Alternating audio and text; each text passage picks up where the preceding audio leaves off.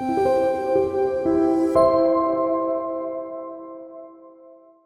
말씀 같이 보도록 하겠습니다. 사도행전 20장 24절 말씀.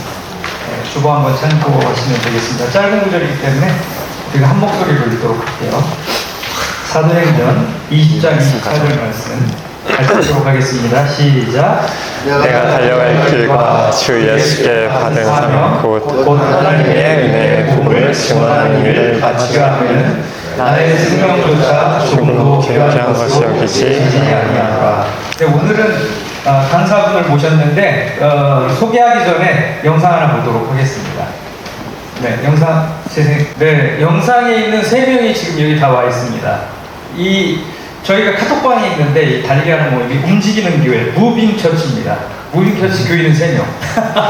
3명이 다 여기 있어요. 저는 이분하고 이제 달리기를 하는데 이 얘기를 하는 거예요. 뭐 본인이 이제 더 자기의 스토리를 얘기할 텐데 청각장애가 있으세요. 우리 하동균 그 선수님이.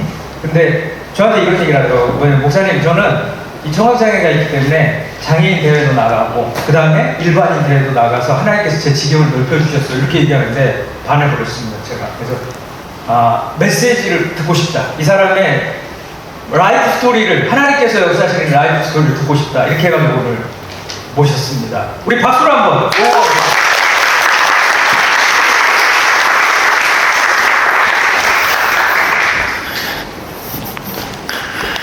네, 안녕하세요. 소개는 제가 하도록 하겠습니다. 잠시만요.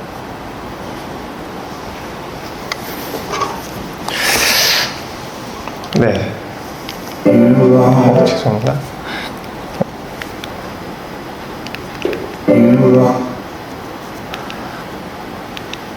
네, 오늘 목사님 주제에 맞춰서 저도 내가 달려갈 길에 대해서 주제를 정했습니다.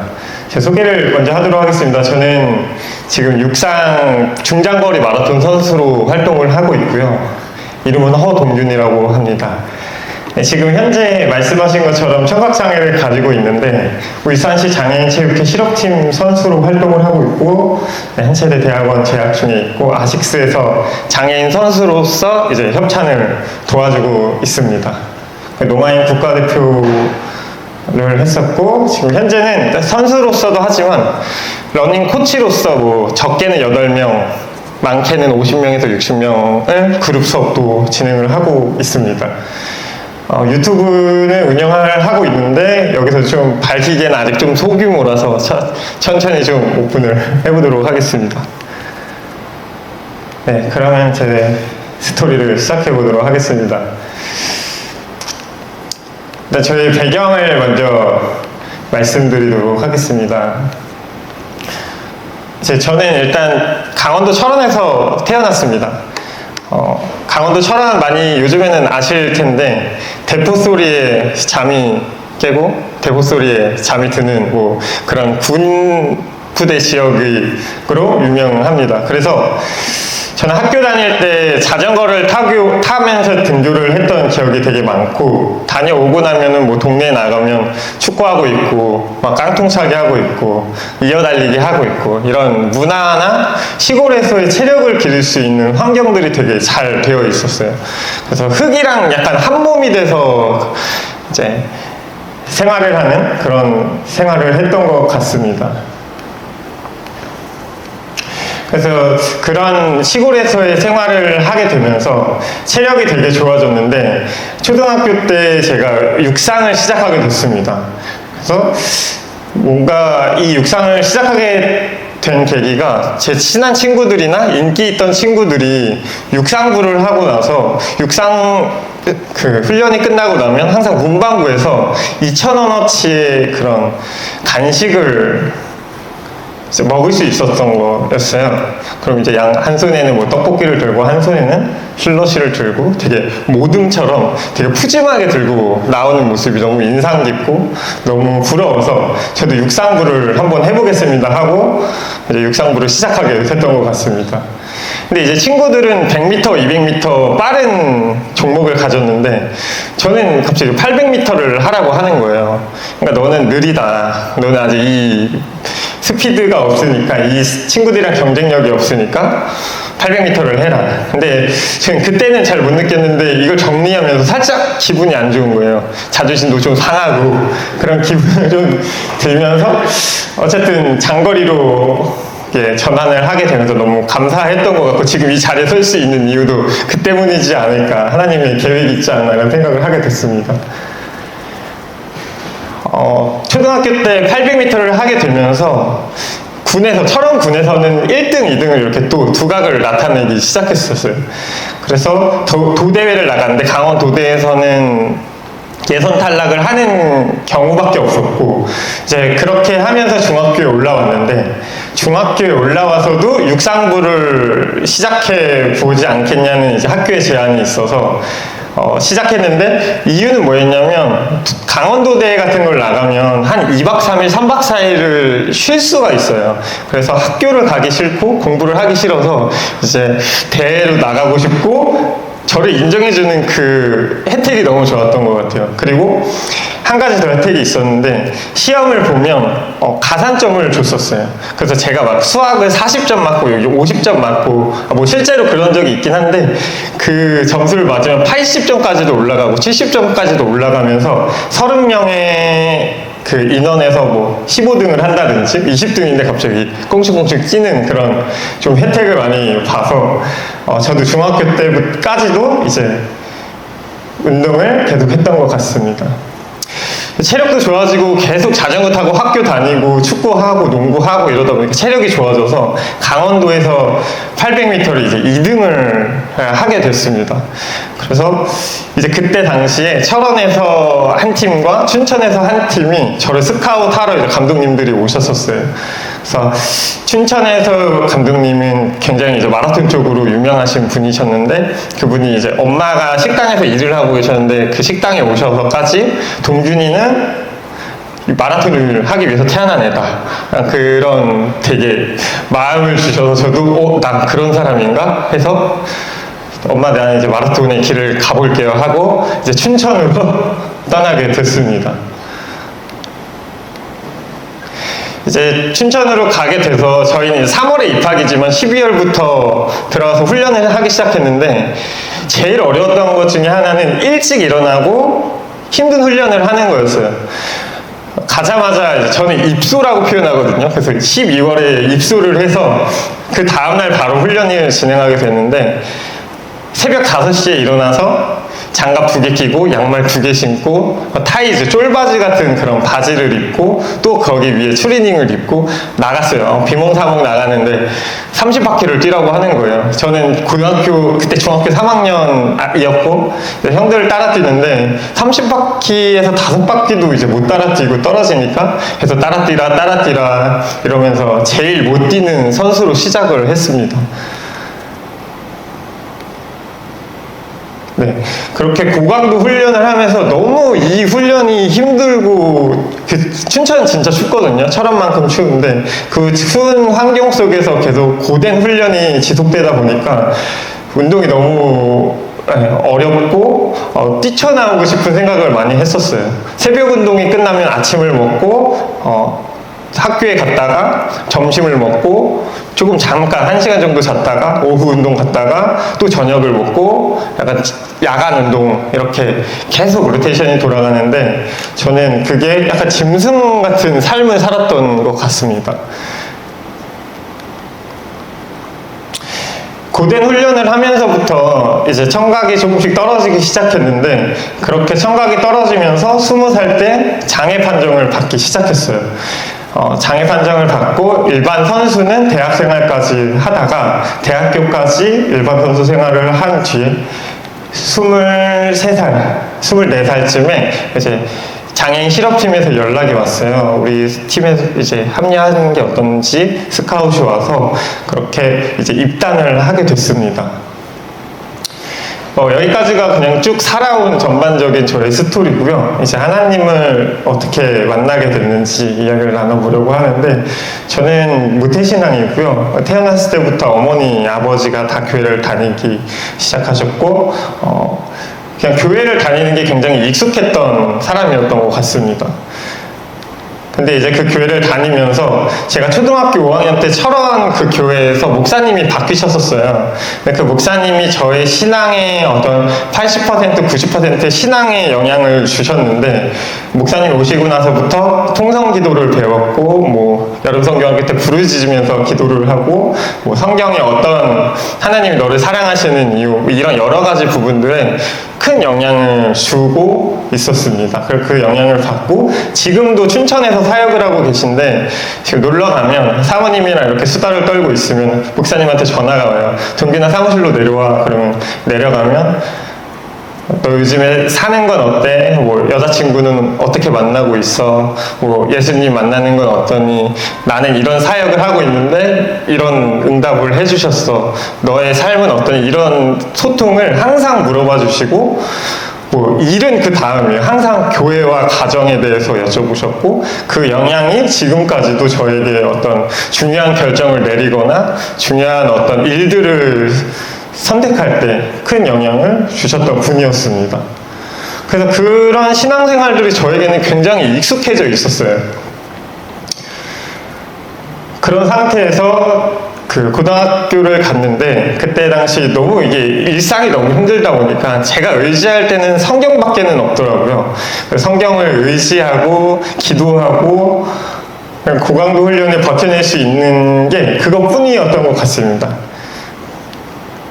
근데 이제는 이제 고등학교 1, 2학년 때부터 이제 고강도 훈련을 하면서 청력이 계속 떨어지기 시작했는데, 왼쪽이 떨어지기 시작하면서부터 밸런스가 안 맞아서 오른쪽도 이제 점점 안 좋아지기 시작하더라고요. 그래서 이 청력이 떨어지는 것에 대해서 기도를 했어요. 하나님 이제 고쳐주세요. 성경을 보니까 하나님이 죽은 자도 살리시고 눈 먼 자도 고치시고 바다도 가르시는데 제 청력쯤이야 뭐 일도 아니실 것 같은 거예요. 기도를 정말 많이 했고 성경도 많이 보면서 그렇게 고쳐달라고 기도를 했습니다.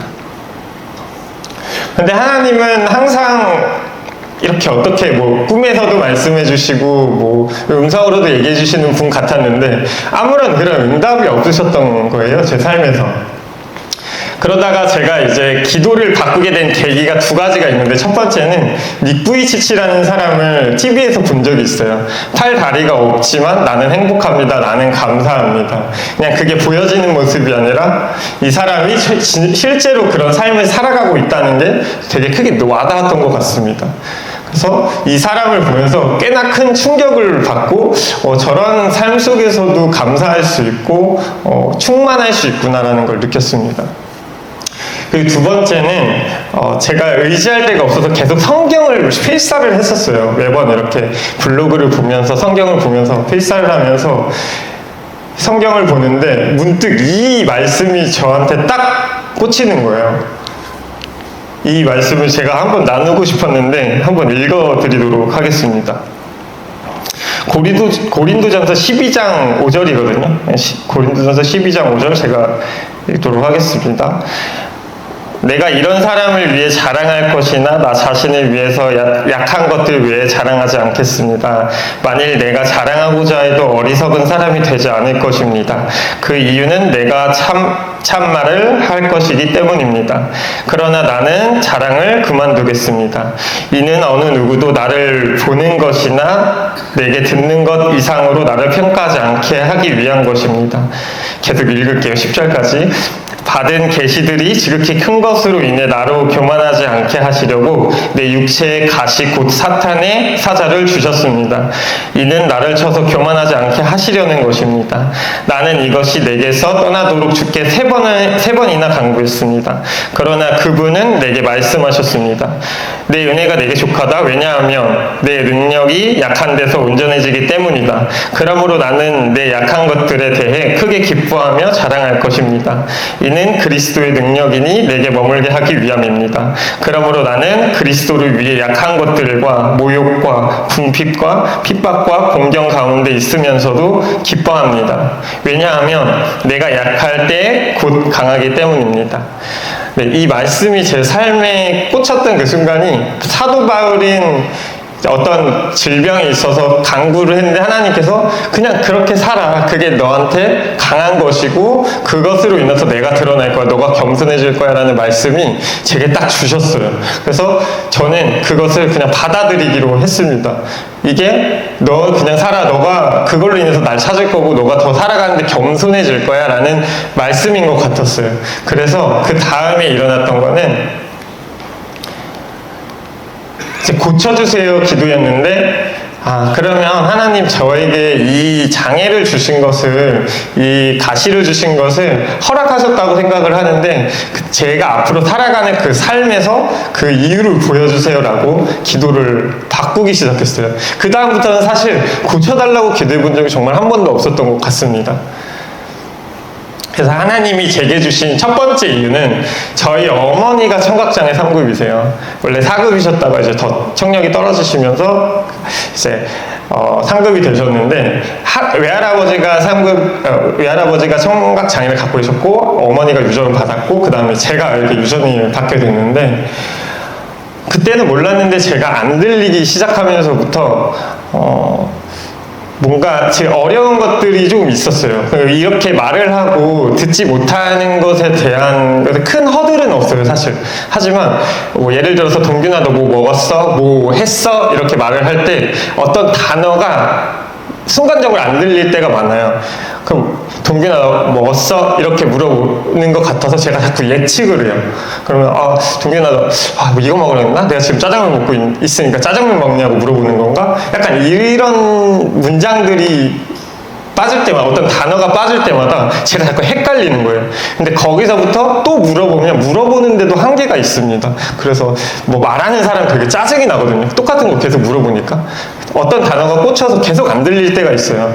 근데 그런 불편함들이 느꼈는데, 엄마가 식당에서 되게 오랜 시간 동안 일을 하셨는데, 그 식당에서의 그런 모습들이 되게 딱 스쳐 지나가는 것들이에요.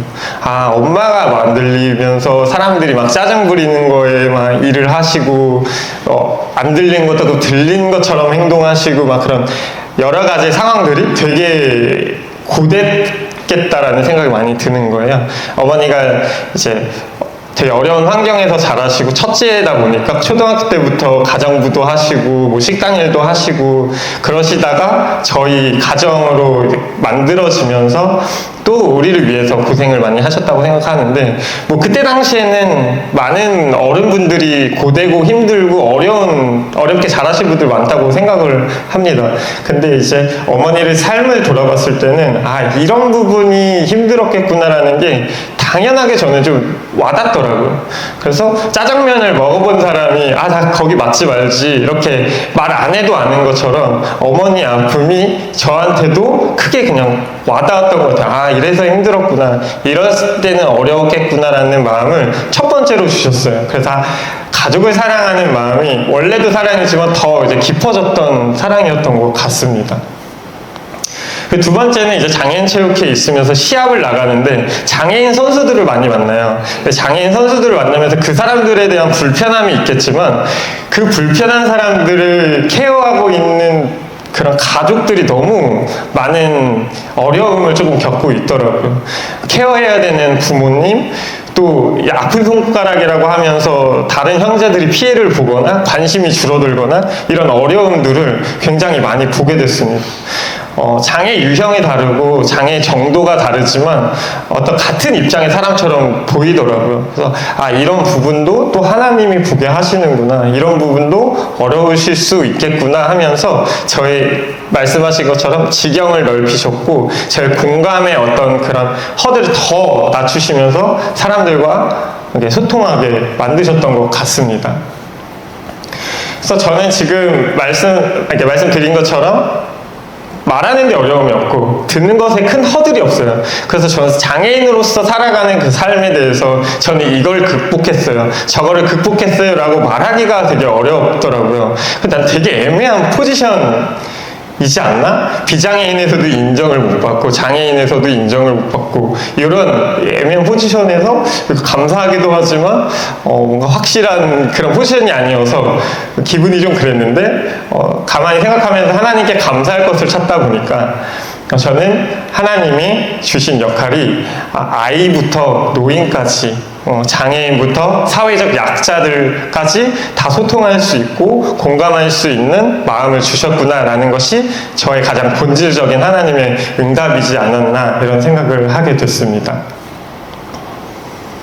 결국은 나의 가시는 하나님을 찾게 하고 사람들을 공감하게 하고 가족을 더욱더 사랑하게 되는 그런 어떤 도구였고 하나님으로부터 나는 겸손해지겠구나라는 그런 삶을 계속해서 살아가고 있습니다. 그래서 그러면서 드는 생각은 그럼 나는 누구인가? 요즘에 그런 생각을 정말 많이 하거든요. 나는 어떤 사람이고 나는 하나님의 살아가면서 어떤 삶을 살아야 되는가? 이런 삶을 사는데 첫 번째로 이제 저를 소개할 때 저는 어느 육상선수 호동균입니다. 저는 어느 코치 호동균입니다. 이렇게 이야기를 하는데 선수로 살아가다 보면은 부상을 많이 당하거든요. 부상을 많이 당할 때는 달리기를 할 수가 없어요. 달리기를 못하니까 선수로서의 정체성이 무너지더라고요. 그때부터 제가 흔들리고 고민이 정말 많기 시작했고 코치로서 내가 잘 못 가르치는 것 같으면 또 그 정체성이 흔들리기 시작하고 나보다 더 잘하는 사람이 나타나면 내가 자격이 없나? 이런 생각도 많이 들게 됩니다. 어떤 환경이나 돈이나 사람을 끌려다닌다거나 하는 그런 정체성이 만들어지면 저는 흔들리고 무너질 수밖에 없는 존재인 것 같더라고요.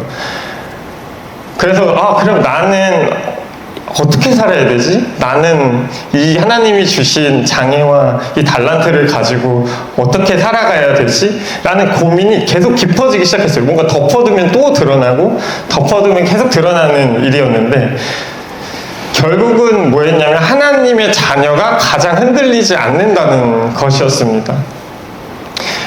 내 삶의 시작은 하나님의 자녀로 시작되고 그 하나님의 자녀로 끝이 나서 영생을 받고 이제 천국에 가는 것이 나의 삶이다. 그것이 정말 영원하고 변치 않는 삶이구나라는 걸 첫 번째 이 제 삶의 숙제였던 것 같습니다.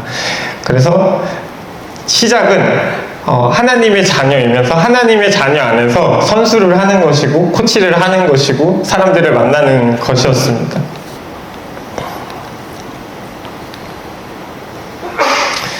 그래서 지금의 삶을 처음과 끝은 이제 저는 정해졌어요. 하나님의 자녀로 시작했고 하나님의 자녀로 끝이 납니다. 그럼 이 사이에 나는 어떻게 살아가야 될까라는 생각을 또 깊이 하게 됐습니다.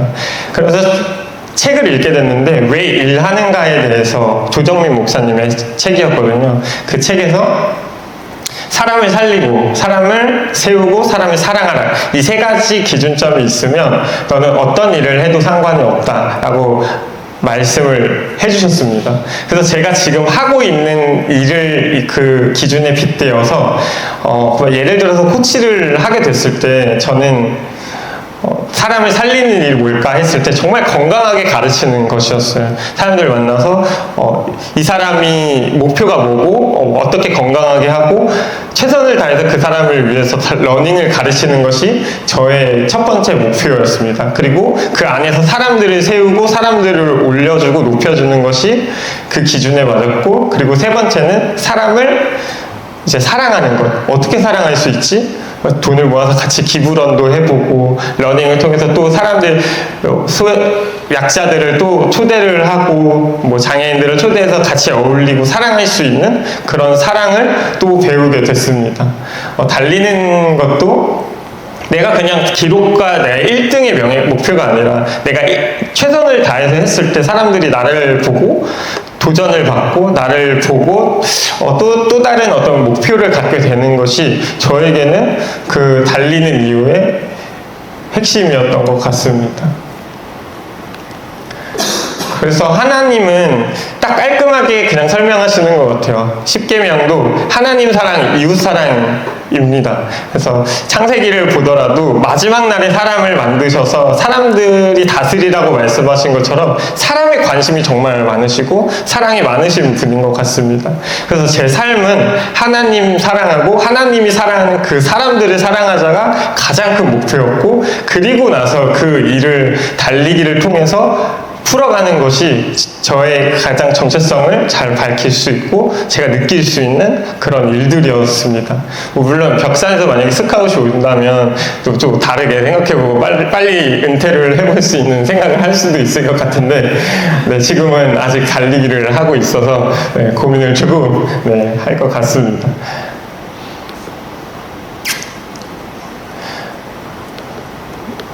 네, 그래서 저는 어쨌든 요즘의 삶을 보면 사람들도 그렇고 제가 이런 고민을 하면서 느끼는 것 중에 하나는 가장 나다운 삶을 살아가자가 첫 번째 그 목표였습니다. 달리는 사람이 나의 사회적 정체성이지만 달리면서 하나님이 주시는 그 나다운 삶이 하나님이 주시는 나다운 삶이 달리는 것을 통해서 풀어가 보자라는 게 첫 번째 미션이었고, 사람들이 AI가 많이 발달되면서 점점 내가 뭘 해야 되지, 뭘 먹고 살아야 되지 하는 그런 고민들도 굉장히 많았던 것 같아요. 가장 나다워질 수 있는 것은 앞서 말씀드렸던 것처럼 하나님의 자녀였던 것 같습니다. 그래서 저는 앞으로도 달리기를 통해서 사람들을 살리고 사람들을 세우고 사람들을 사랑하는 그런 삶을 살아가려고 할 것 같습니다. 그래서 고쳐주시지 않아도 감사하고 고쳐주시면 또 그것만의 이유가 있겠지라고 생각하면서 또 계속해서 달려갈 것을 생각할 것 같습니다. 네. 어쨌든 여기까지 저의 간증을 마치도록 하겠습니다. 감사합니다.